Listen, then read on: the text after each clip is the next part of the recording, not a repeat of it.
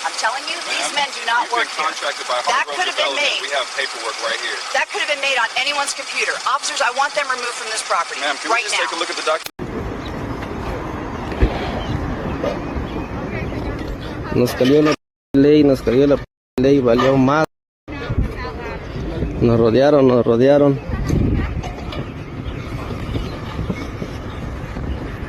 Here is what happened. A woman saw 3 black men working on a construction site in her neighborhood and decided they did not belong there. She approached them. They showed her their contract. She called it fake. She called 911. 2 officers showed up and began asking the workers for additional identification, while the woman stood behind them with her arms crossed. The only problem, and it is a significant one, is that those 3 men were Marcus Webb, Dion Hargrove, and Calvin Price.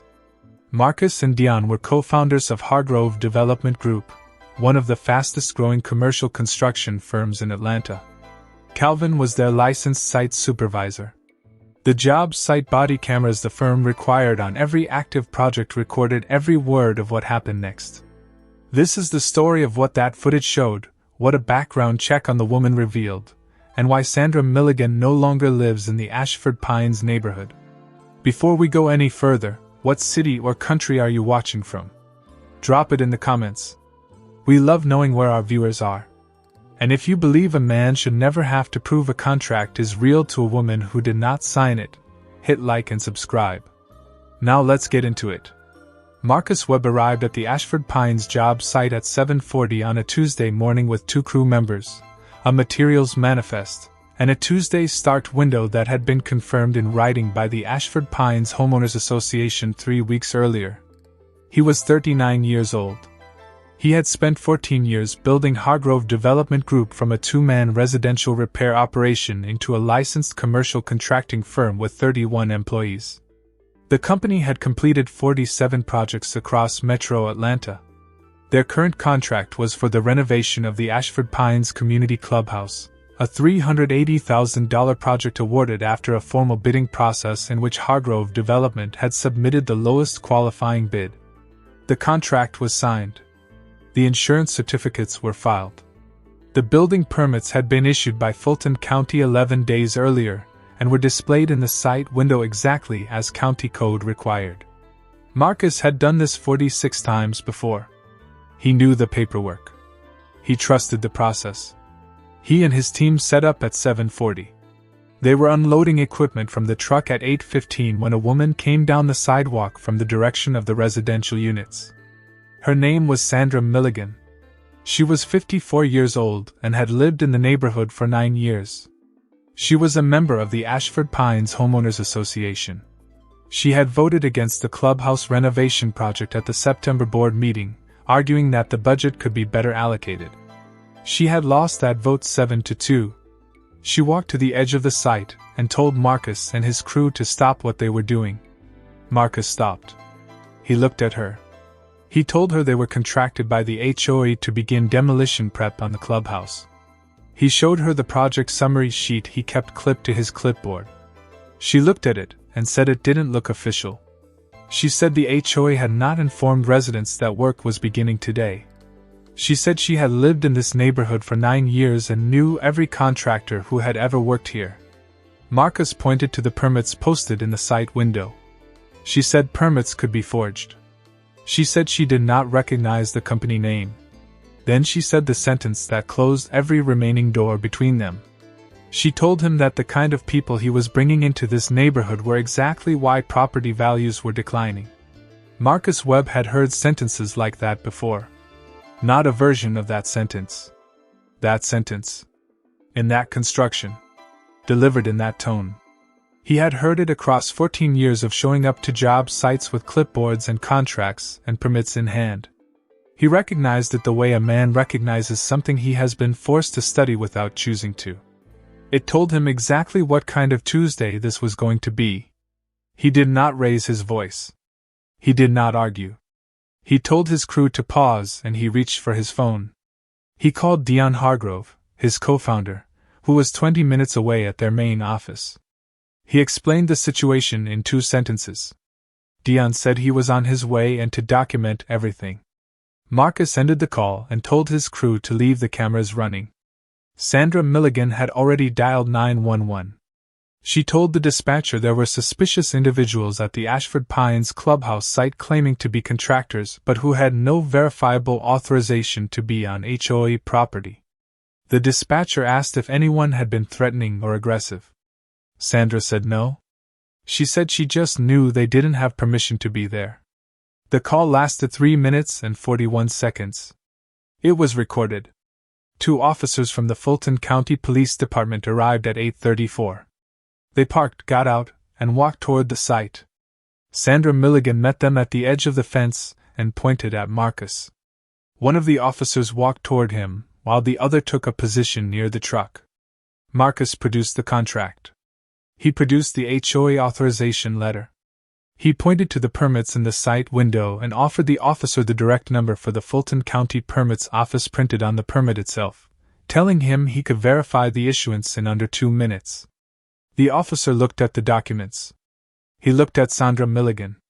He told Marcus he would need to see additional identification from everyone on the crew. Marcus looked at him.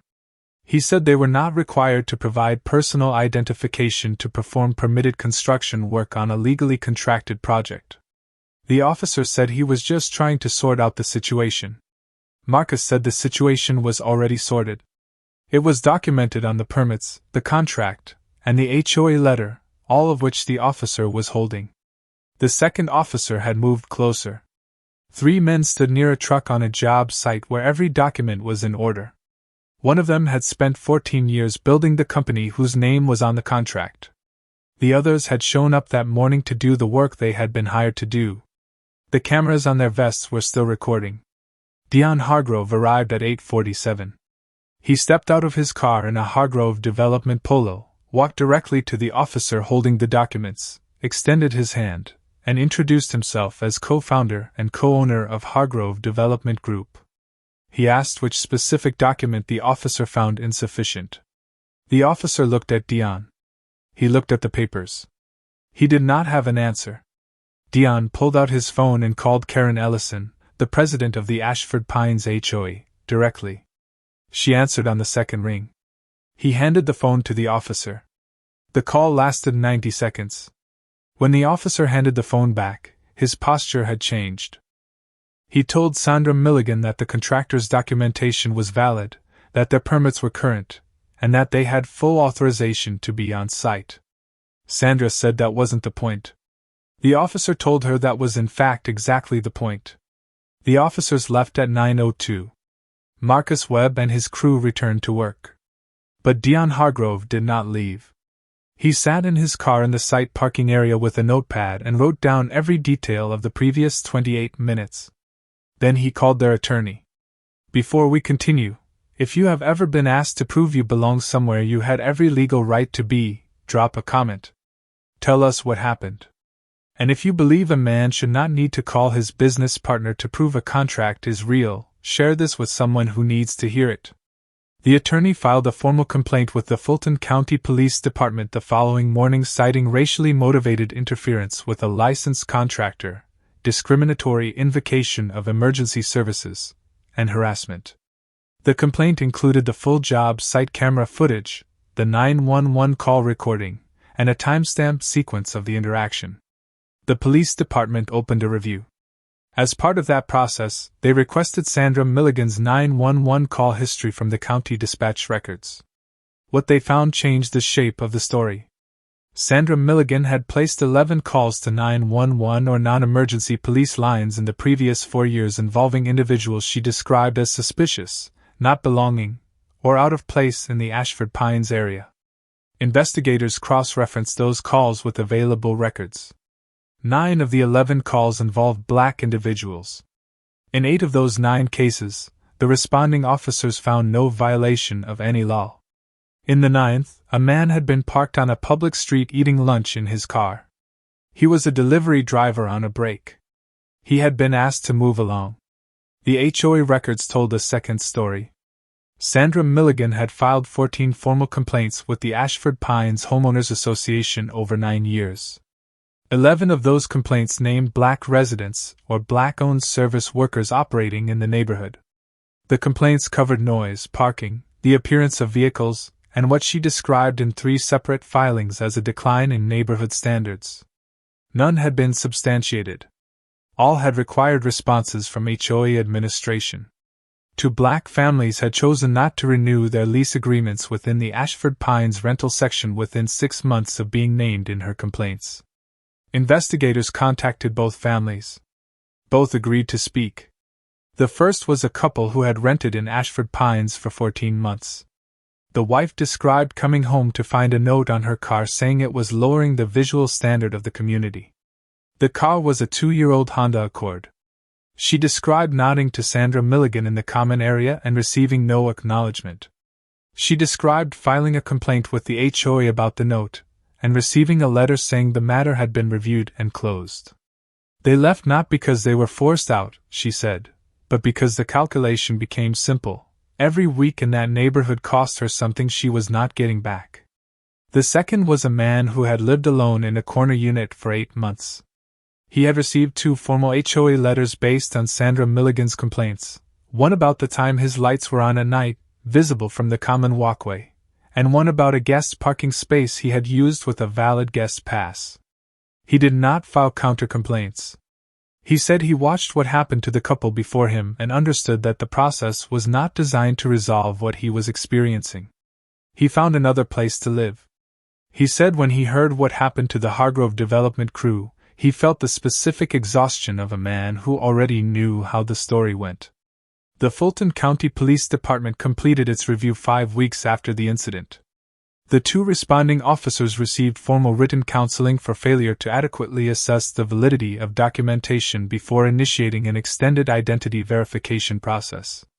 The department issued a policy clarification stating that possession of a valid county permit and a signed contract constitutes sufficient authorization for licensed contractors to operate on a permitted site. Hargrove Development's civil suit against Sandra Milligan went to mediation first. Mediation failed on the second session. The case proceeded to civil court. Her attorney spent the weeks before trial attempting to construct a defense that could survive 11 documented 911 calls, 9 years of HOA complaint records, the full job site camera footage, the 911 recording, and the testimony of 2 former residents. No such defense existed. The trial lasted 2 days. The jury deliberated for 4 hours. They found in favor of Marcus Webb, Dion Hargrove, and Calvin Price on all counts, racially motivated interference, filing a discriminatory false police report, and harassment. Sandra Milligan was ordered to pay $175,000 in damages. Her employer, a property management company where she had worked for 7 years, became aware of the verdict through local coverage. They reviewed her employment record and determined that her conduct was inconsistent with the company's fair housing obligations. She was terminated the following week. The Ashford Pines HOA board, facing the combined weight of the lawsuit record and a review of how her 14 complaints had been processed over 9 years, voted 6-1 to formally review their complaint handling procedures. They also voted to send a written statement to Hargrove Development acknowledging that the disruption to their contracted work had been unacceptable. The HOA's lease renewal policy was amended to include a clause making discriminatory complaint patterns grounds for lease non-renewal. The amendment passed unanimously. Sandra Milligan's lease at Ashford Pines was not renewed at the end of her term. She was not evicted. She was not forced out on short notice. She was simply informed, in a letter that arrived on a Tuesday, that the association had chosen not to offer renewal. She had 60 days. The community she had spent 9 years patrolling for people she decided did not belong would carry on without her. 3 weeks after the verdict, Marcus Webb stood at a job site in a different Atlanta neighborhood. The Hargrove Development crew was 2 days into a commercial kitchen renovation. The permits were in the window. The contract was on the clipboard. Marcus had his phone in his pocket, and the camera running on his vest, the same way he had run it every day since the Tuesday at Ashford Pines. A reporter from the Atlanta Journal-Constitution had asked him earlier that week what he wanted people to take from the story. He had thought about it for a moment, and then said, "We showed up with every piece of paper the law requires."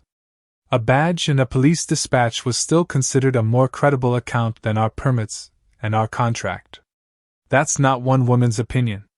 That's a system that taught her she could make that call and be believed. We just happened to have cameras. He paused. Then he said, "We always have cameras now." The Ashford Pines clubhouse renovation was completed on schedule, 3 weeks after the incident. Hargrove Development submitted their final invoice. The HOA paid it within 10 days. The job site camera footage of Dion Hargrove handing his phone to a police officer and watching the conversation end in 90 seconds became a training reference shared across 3 contractor advocacy organizations in Georgia. The footage was also submitted as supporting material in a state legislative proposal to expand protections for licensed contractors facing racially motivated interference at permitted job sites. The proposal passed committee review. It is currently awaiting a full floor vote. Marcus Webb is still running Hargrove Development. 47 completed projects are now 48. The cameras still run on every site. The permits still go in the window. The contracts still go on the clipboard. Nobody asks him to prove they're real anymore. If you like this video, make sure to hit that like button, subscribe, and turn on the notification bell so you don't miss the next story. Share this video with someone who would appreciate it, and let's keep building this community together. And before you go, drop a comment below. I'd love to hear your thoughts on what stood out to you the most. Until next time, stay safe, stay curious, and I'll see you in the next.